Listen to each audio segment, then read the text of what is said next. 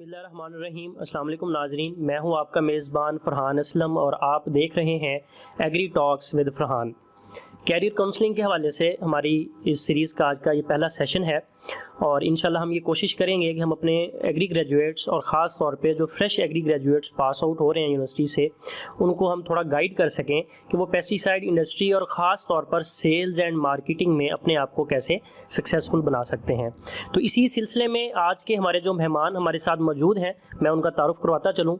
जनाब एहसन महमूद साहब, आप बिज़नेस यूनिट हेड हैं हेक्सॉन ग्रुप ऑफ कंपनीज़ अहमदपुर में और 14 साल से पेस्टिसाइड इंडस्ट्री के अंदर आप अपने फ़राइज़ अंजाम दे रहे हैं। इससे पहले आप as a agriculture officer plant protection भी काम कर चुके हैं, तो बड़ा वसी तजर्बा है। हम अपने मेहमान की तरफ चलते हैं। सबसे पहले तो सर आपको खुशामदीद और बहुत शुक्रिया, आपने हमें टाइम दिया। सर थोड़ा सा ये गाइड कीजिएगा कि पंजाब के अंदर जो पेस्टिसाइड इंडस्ट्री है, इसकी सेल्स एंड मार्केटिंग में हमारे एग्री ग्रेजुएट्स के लिए कितना पोटेंशियल है, कितनी जॉब्स हैं? बहुत शुक्रिया मोहम्मद फ़रहान असलम साहब, जज़ाकल्लाह, आपने मुझे यहाँ इनवाइट किया। सारे दोस्तों को जो व्यूअर्स हैं उनको खुश आमदीद और अस्सलाम वालेकुम। तकरीबन इस वक्त पंजाब के अंदर 671 पेस्टिसाइड की जो कंपनीज़ हैं वो रजिस्टर्ड हैं। तो किसी भी एक इदारे को रजिस्टर्ड होने के लिए जो हमारे पेस्टिसाइड एक्ट में जो बुनियादी चीज़ है वो है 5 एग्री ग्रेजुएट्स का ऑन जॉब होना।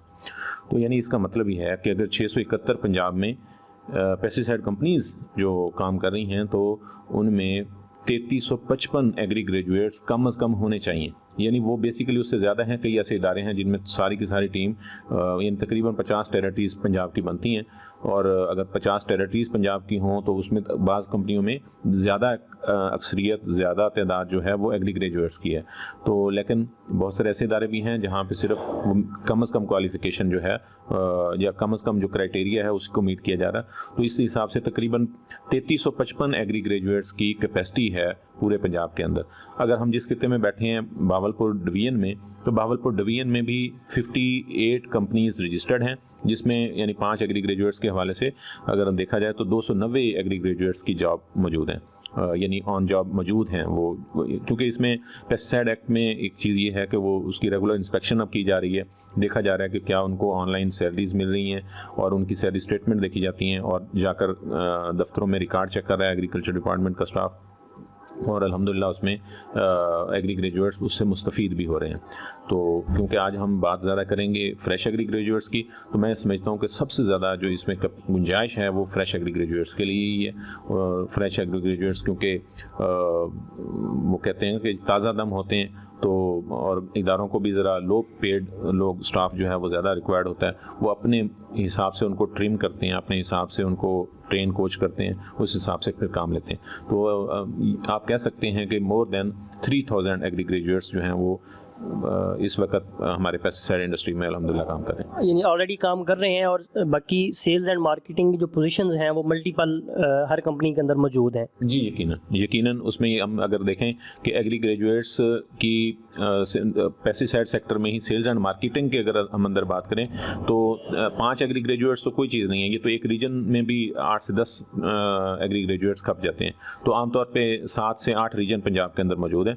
तो उसमें हर रीजन में ऐसी 7 से 8 मतलब एग्री ग्रेजुएट्स जो हैं वो मतलब वहाँ फिट इन हो सकते हैं। और अगर हम फिर उस हिसाब से 671 कंपनीज़ की बात करें तो इस तरह ये 10,000 से भी ऊपर एम्प्लॉयमेंट हो सकती है। एग्री ग्रेजुएट्स की सलाहियत है और ये इंडस्ट्री तकरीबन अगर हम बात करें तो 80-85 अरब की है और उस 80-85 अरब के बिज़नेस में एग्री ग्रेजुएट्स का जो रोल है वो बहुत अहम है। क्योंकि एग्री ग्रेजुएट की जो जॉब है बेसिकली वो सेल्स एंड मार्केटिंग में इसलिए फिट इन हो जाते हैं कि ये एक फार्मर को कोच करने वाली या फार्मर को जाकर मुशावरत देने वाली जॉब है। तो जी इसमें एहसन साहब ये भी बताइएगा कि जैसे ही ये नए एग्री ग्रेजुएट्स पास आउट होते हैं तो गवर्नमेंट जॉब का एक बड़ा चार्म होता है कि जी हमने एग्रीकल्चर ऑफिसर जाना है या रिसर्च ऑफिसर जाना है, 17 स्केल चाहिए हमें, गजटेड ऑफिसर हमने बनना है। तो थोड़ा सा हमारे ग्रेजुएट्स को ये भी बताएं कि what is the difference between pesticide sales and marketing job versus government job. दोनों को अगर हम कंपैरिजन करें तो हमारी जो ग्रोथ है वो कहाँ पे बेहतर हो सकती है, हम अर्न जो है वो बेहतर कहाँ कर सकते हैं, और ख़ास तौर पे जो कैपेसिटी बिल्डिंग है हमारी वो कहाँ पर ज़्यादा हो सकती है। जी शुक्रिया। ये आपका जो सवाल है काफ़ी लेंथी है, इसका थोड़ा सा लेंथी जवाब भी होगा, लेकिन मैं कोशिश करता हूँ कि इसको बहुत ज़्यादा सादा रखूँ। देखें, एग्रीकल्चर जॉब हर बंदे का चार्म है। 17वें स्केल की जॉब और फिर उस ऊपर से एग्रीकल्चर इंस्पेक्टर होना, ये हर बंदे को बड़ा अच्छा लगता है। हम जब एग्रीकल्चर की डिग्री करने जाते हैं तो हमारे पहले सेमेस्टर में हमें बता दिया जाता है कि आप सबको डिग्री मिल जानी है और सब ने 17वें स्केल का अफसर लगना है। तो ये बड़ा एक ख्वाब होता है। हमने भी उस ख्वाब को रखा और उसके लिए बड़ी कोशिश की। गवर्नमेंट जॉब की भी सही, मैंने एज एग्रीकल्चर ऑफिसर मैंने 3 साल पेस्ट वार्निंग में जॉब की है, तो फिर उसको छोड़ के मैं पेस्टिसाइड में आया था। तो बेसिकली एग्रीकल्चर ऑफिसर की जॉब का चार्म वक्ती तौर पे तो बहुत अच्छा मालूम होता है, लेकिन आपका कैरियर स्टैग्नेंट हो जाता है। आप 17वें स्केल में आके 17.25वें या 17.5वें या 18वें स्केल में जाके फिर रिटायर हो जाते हैं। और आखिर रिटायरमेंट के वक्त जब पैसा डिवैल्यू हो रहा है मुसलसल, उस वक्त आपको कुछ पैसे मिलते हैं फिर जिससे आप कुछ कारोबार करने की पोजीशन में आते हैं, लेकिन ना उस वक्त आपके पास एनर्जी होती है, ना आपके पास एक्सपीरियंस होता है, आप कुछ करने की पोजीशन में नहीं होते। और वो आप जो बचा कुछ आपकी वो जो प्रोविडेंट फंड या ग्रेजुएटी वगैरह है वो आप सब कुछ फिर ज़ाय कर लेते हैं। तो यकीनन पेस्टिसाइड का जो कैरियर है सेल्स एंड मार्केटिंग का, तो इसमें आपकी कंटिन्यूस लर्निंग है। उस लर्निंग में आपकी अर्निंग भी साथ साथ चलती है और जितना लोग वहाँ पे एक साल में मतलब रिटायरमेंट के बाद कमाते हैं एग्रीकल्चर सेक्टर में, वो यहाँ पेस्टिसाइड के बहुत सारे ऐसे लोग हैं, हमारे पास एग्जांपल है, मेरे इदारे में एग्जांपल्स हैं, जो एक साल में उतना कमाते हैं जितना रिटायरमेंट पे लोगों को टोटल पैसे मिलते हैं। तो इसका मतलब ये है कि आपका इस कैरियर में बहुत अच्छा चांस है। यहाँ आपको वर्टिकल ग्रोथ मिलती है, हॉरिजॉन्टल या लीनियर किस्म की ग्रोथ नहीं मिलती।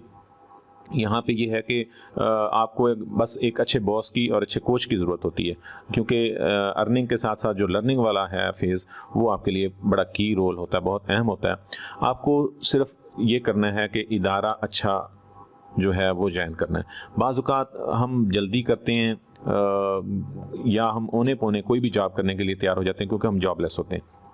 ये नहीं करना, कोशिश करनी है कि जब भी जॉब तलाश करनी है तो उसमें एक कारपोरेट किस्म का कल्चर वाला इदारा होना चाहिए, जहाँ पे ट्रेनिंग और कोचिंग का एक जो है वहाँ पे कल्चर हो, जहाँ पे कम से कम कोई टेक्निकल ट्रेनिंग्स और जो है आपके कैरियर के स्किल्स हैं, जो जैसे सेलिंग स्किल्स हैं, उनकी ट्रेनिंग्स वो कंटिन्यूसली हो, तो फिर ये है कि आपको कैरियर में इंशाल्लाह ग्रोथ मिलती रहेगी, आप कभी भी पीछे नहीं रहेंगे। जी बिल्कुल एहसन साहब, जैसे आपने बात की। अच्छा सर, आपकी ये डिस्कशन सुन के मैं 2 चीज़ों को मैंने बड़ा इसमें हाईलाइट करना चाहूँगा कि एक तो गवर्नमेंट जॉब के अंदर आपकी कैपेसिटी बिल्डिंग और जो अर्निंग है उसके मुकाबले में आप पेस्टिसाइड के अंदर ये दोनों चीज़ें बड़े बेहतर तरीके से कर रहे होते हैं। अच्छा सर, ये बताइएगा, माशाल्लाह जैसा कि आप बड़े अरसे से मैनेजरियल पोस्ट पे हैं और बहुत सारे ग्रेजुएट्स की टीम को लीड भी कर रहे हैं और करंटली भी आप एक बहुत बड़ी टीम जो है वो लीड कर रहे हैं एज ए बिज़नेस मैनेजर।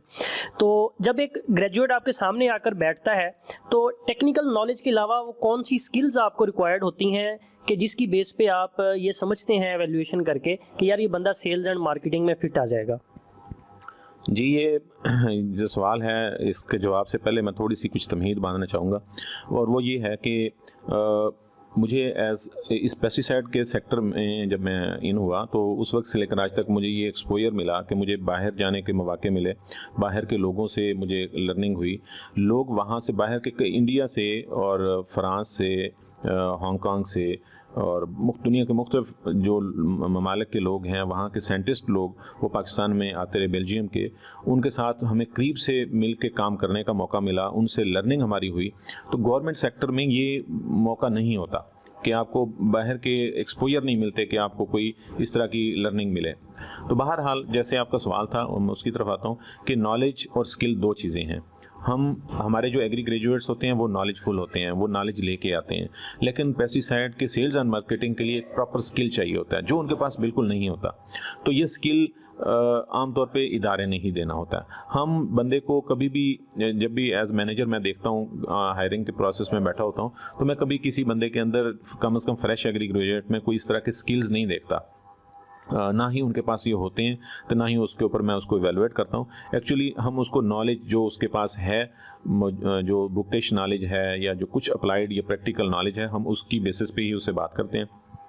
मसलन हम जो इलाके की फसलें हैं उसके बारे में थोड़ा बहुत उसकी नो हो जो पेस्ट और पेस्टिसाइड्स के बारे में थोड़ी सी नो हो, इसके बारे में हम बात करते हैं। कॉम्पिटिटर का या पेस्टिसाइड की सेल्स एंड मार्केटिंग की जॉब की जो जेडीज़ हैं, जॉब डिस्क्रिप्शन है, मोटा मोटा हम थोड़ा सा उसके बारे में बात ज़रूर कर लेते हैं। लेकिन बहरहाल जो स्किल्स हैं, जिसमें बेसिक सेलिंग स्किल्स हैं, एडवांस सेलिंग स्किल्स हैं, मैनेजेरियल स्किल्स हैं, स्ट्रेस मैनेजमेंट की स्किल्स हैं, और ऑन जॉब जो आपकी क्या कहेंगे कि एक्सटेंशन के स्किल्स हैं या आपके सोशियोलॉजी, रूरल सोशियोलॉजी के स्किल्स हैं, वो आम तौर पे होते नहीं हैं। वो ऐसा ऐसा आपकी जॉब के साथ आपके अंदर इंडक्ट करने पड़ते हैं, और वो फिर बॉस का ही रोल होता है उसमें। सारा इदारे का भी ज़ाहिर बात है रोल है कि इदारा आपको उस तरह का माहौल फराहम करता है ट्रेनिंग और कोचिंग का। लेकिन बहरहाल आपका जो मैनेजर होता है उसका अहम तरीन किरदार होता है, ख़ासकर जो आपका कैरियर में सबसे पहला मैनेजर होता है, वो आपका कैरियर का रोड मैप डिसाइड करता है। आपकी कामयाबी के कितने साल आपको रिक्वायर्ड हैं, वो इस चीज़ का फैसला आपका मैनेजर करता है। जी बिल्कुल, मैं आपकी इस बात से एग्री करूंगा, और शायद इसलिए कहते हैं कि always choose a boss not a job. तो एक अच्छा बॉस जो है आपका, जो अच्छा कोच है, वो आपको बहुत आगे तक जो है वो लेके जा सकता है। जी एहसन साहब, आपसे मेरा अगला क्वेश्चन ये है कि जैसे ही एग्री ग्रेजुएट्स हमारे यूनिवर्सिटी से पास आउट होते हैं तो वो इस इंतज़ार में होते हैं कि हमें कोई बहुत अच्छा इदारा जो है एक अच्छे पैकेज पे 4 व्हील गाड़ी पे जो है वो हमें जॉब ऑफ़र करे। लेकिन जब वो इंडस्ट्री विजिट करते हैं या इंटरव्यूज़ में अपेयर होते हैं तो वहाँ पर ये प्रॉब्लम आ रही होती है कि हमें मोटर बाइक के ऊपर जो है वो जॉब ऑफ़र होती है, फील्ड ऑफिसर की कह लें या ट्रेनिंग सेल्स ऑफिसर की कह लें या असिस्टेंट सेल्स ऑफिसर की कह लें। तो ज़रा ये गाइड कीजिएगा हमारे ग्रेजुएट्स को कि ये जो डिफरेंस है कि आप एक 4 व्हील से स्टार्ट ले रहे हैं और एक बाइक से स्टार्ट ले रहे हैं, तो दोनों में आपकी लर्निंग और जो सक्सेस रेशो है वो कौन से ऑप्शन पे ज़्यादा है और हमें किसको चूज़ करना चाहिए? जी शुक्रिया, ये बहुत ही अहम सवाल है। ये यूँ समझ लें, ये वो सवाल है जिसके में से हम भी वो फेज़ है जिसमें से हम भी गुजरे हैं कि हम मेरे कज़न थे, तो वो चौधरी हमीद साहब, तो वो माशाल्लाह मैं जब भी उनको देखता था वो मोटिवेशन होती थी कि वो हमारे सीनियर थे 4-5 साल यूनिवर्सिटी में। तो वो गाड़ी उनके पास एक खैबर गाड़ी उस वक्त होती थी, तो वो उस वक्त की बड़ी गाड़ी गिनी जाती थी। तो हम ये देखते थे कि बस यहाँ से हमने निकलना, तो हमने भी खैबर गाड़ी पे चढ़ जाना। तो मुझे इंटरव्यू में सबसे पहले उसने पूछा कि कौन सी गाड़ी लेनी है, तो मैंने उसको बोला था कि खैबर गाड़ी लेनी है। उनका हमारे पास तो मोटर बाइक है, आपने उस पर काम करना है। तो आई वाज शॉक्ड। तो बहरहाल ये शॉकिंग होता है, लेकिन बेसिकली जब आप एक डायरेक्ट रिस्पॉन्सिबिलिटी पे बैठे होते हैं, सेल्स की जो जॉब पे बैठे होते हैं, तो जब आप ट्रेनी होते हैं ना, आपके ऊपर कोई प्रेशर नहीं है, आपके ऊपर सेल्स का लोड नहीं होता, आपको टारगेट भी उस हिसाब से नहीं दिया जाता। ये आपको फील्ड जॉब दी जाती है। आप बेसिकली अपने रूट्स को डेवलप करने के लिए, अपने फार्मर बैंक बनाने के लिए, डीलर नेटवर्क बनाने के लिए आपको टाइम दिया जाता है, जिसमें आपके ऊपर सेल्स का प्रेशर नहीं होता। हार्डली 2-3 लाख का, 4 लाख का, 5 लाख का अपने मंथली टारगेट करना होता है, जो बासानी हो सकता है। जब आप 4 व्हील पे होते हैं तो आपका टेरिटरी का 2 करोड़ का टारगेट होता है। तो बहरहाल ये ऐसा ही है, किसी को बगैर मतलब जो उसकी लर्निंग के या बगैर ड्राइविंग लाइसेंस के या बगैर सीखे किसी बंदे को गाड़ी पे भेज देना, तो वो उसमें उसके खुदा ना खास्ता एक्सीडेंट का चांस है, जिसमें गाड़ी का भी नुकसान होगा और बंदे का डेफिनेटली, उसकी जान सबसे अहम है, उसका नुकसान होगा। तो जब आप कैरियर में बगैर सीखे किसी बंदे को 4 व्हील दे देते हैं, गाड़ी दे देते हैं, तो वहाँ पे रिस्क ये होता है कि कारोबार का, बिजनेस का रिस्क अपनी जगह पे मौजूद है और साथ ही उस बंदे का कैरियर भी रिस्क पे होता है। तो मैं इसमें सादा सा एक बताऊंगा इसमें फार्मूला कि आप 1 साल ज़ाय कर लें या 5 साल ज़ाय कर लें, ये आप पे डिपेंड करता है। आप 1 साल ज़ाय करने का मतलब और 5 साल ज़ाय करने का मतलब जो मेरे नज़दीक है वो ये है कि अगर आप पहला 1 साल मोटर बाइक पे किसी अच्छे इदारे में अच्छे बॉस के साथ ट्रेनिंग और कोचिंग में गुजार लेंगे, रगड़ा आपका किसी भी आप आर्मी की जॉब देख लें, आप सबसे ज़्यादा चार्मिंग पब्लिक सर्विस कमीशन की जॉब है, CSP ऑफिसर्स हैं, उनको रगड़ा देखें आप। एक ASP लगने के लिए उसकी कितनी हार्ड ट्रेनिंग है, हार्ड कोर ट्रेनिंग्स हैं। जितनी भी आप आर्मी में चल जाएंगे, आप सेकंड लेफ्टिनेंट के लिए जाते हैं या ऑफिसर कैटेगरी में, GDP के लिए आप पायलट के लिए जाते हैं, तो बहरहाल आप सब जगहों पे रगड़ा होता है। तो यहाँ भी पेस्टिसाइड में भी पहला साल रगड़े का साल होता है, आपको वो रगड़ा खाना पड़ेगा।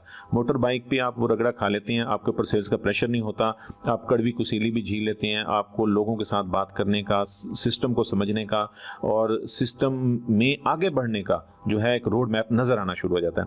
जब आप पढ़ते ही गाड़ी पे चले जाते हैं तो वहाँ गलती होती है। पहला साल जब आप गलत चले जाते हैं तो फिर आपसे इतने बड़े ब्लंडर होते हैं कि आप फिर कैरियर में पीछे की तरफ जाना शुरू हो जाते हैं। आपके 5 साल इस तरह ज़ाया हो जाते हैं। आपको फिर मिनिमम 5 साल चाहिए होते हैं वापस अपने कैरियर में ज़ीरो पे आने के लिए।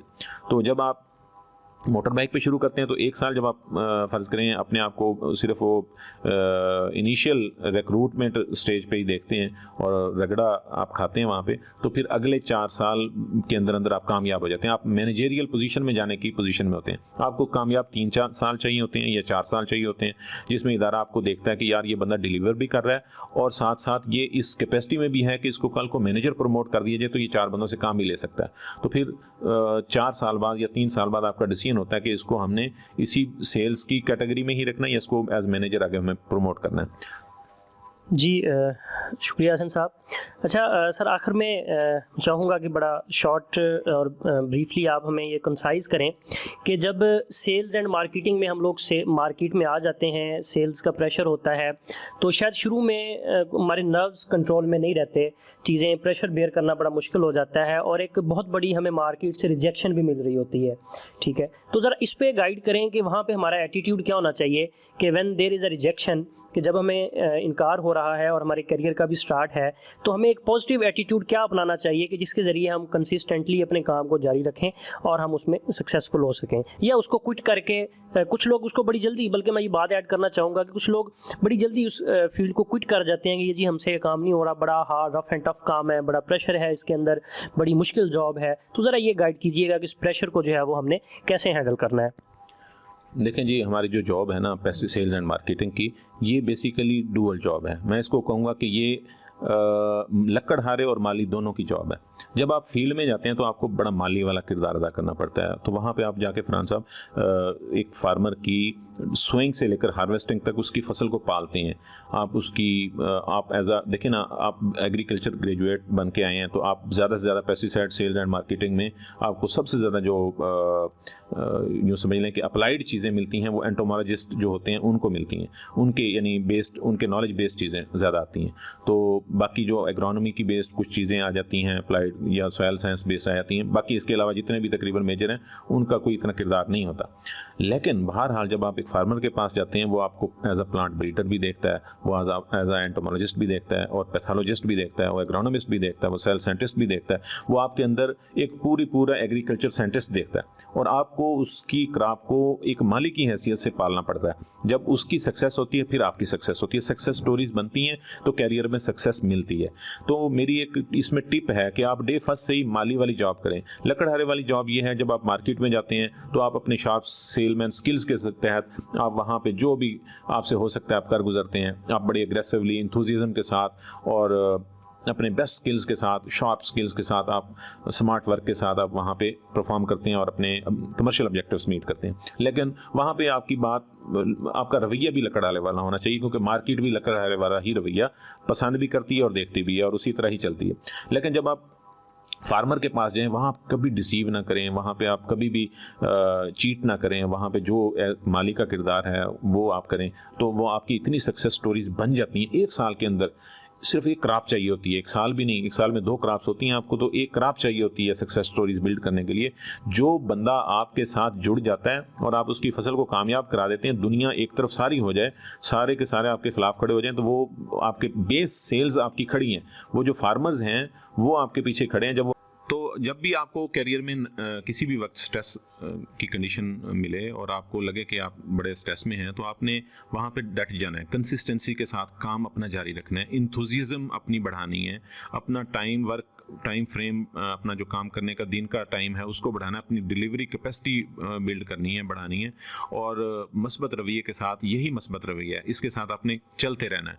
तो इंशाल्लाह वो स्ट्रेस वक्ती होता है, वो हालात का होता है, वो हालात बदलते रहते हैं, हालात एक जैसे नहीं रहते, हालात बदलते रहते हैं। आपके मस्बत रवैये के साथ आपको कामयाबी इंशाल्लाह आपकी यकीनी है। आप कभी भी करियर में उस वक्त अपना काम नहीं होते जब आप मुसलसल काम कंसिस्टेंसी के साथ काम करते हैं। 3 दिन काम करना, 4 दिन छुट्टी पे रहना या बिल्कुल रिलैक्स हो जाना, वो कोई काम नहीं है।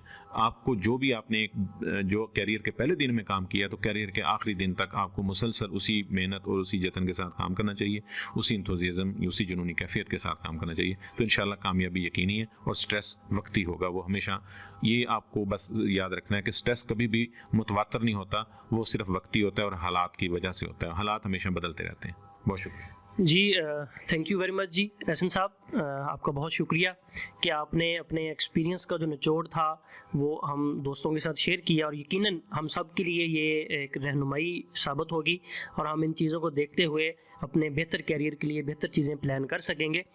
दोस्तों, हमारे इस सेशन का मकसद ना तो किसी और जॉब को की बुराई या उसके स्टेटस को कम करना था और ना ही किसी चीज़ को बहुत ज़्यादा सपोर्ट करना था। हम लोग आज यहाँ सिर्फ सेल्स एंड मार्केटिंग को एक्सप्लोर करने के लिए बैठे थे, उसके हवाले से डिस्कशन के लिए बैठे थे कि ये कितना बड़ा सेक्टर है और इसके अंदर हम एग्री ग्रेजुएट्स के लिए कितनी बड़ी जो है वो अपॉर्चुनिटीज़ मौजूद हैं और जिनको हम अवेल कर सकते हैं। और इंशाल्लाह ताला हम अगले सेशंस के अंदर रिसर्च एंड डेवलपमेंट के अंदर जो डेवलपमेंट का सेगमेंट है, जो इन हाउस रिसर्च का सेगमेंट है, जो रेगुलेटरी अफेयर्स का सेगमेंट है, जो इंपोर्ट का सेगमेंट है, वन बाय वन इंशाल्लाह हम उस पर भी सेशंस करेंगे और आप सब दोस्तों के सामने ये तमाम पहलू जो है वो एक्सप्लोर करेंगे ताकि आप अपने कैरियर का बेहतर इंतखाब कर सकें।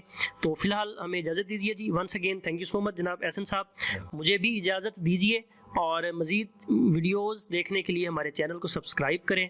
Thank you very much. अल्लाह हाफिज़।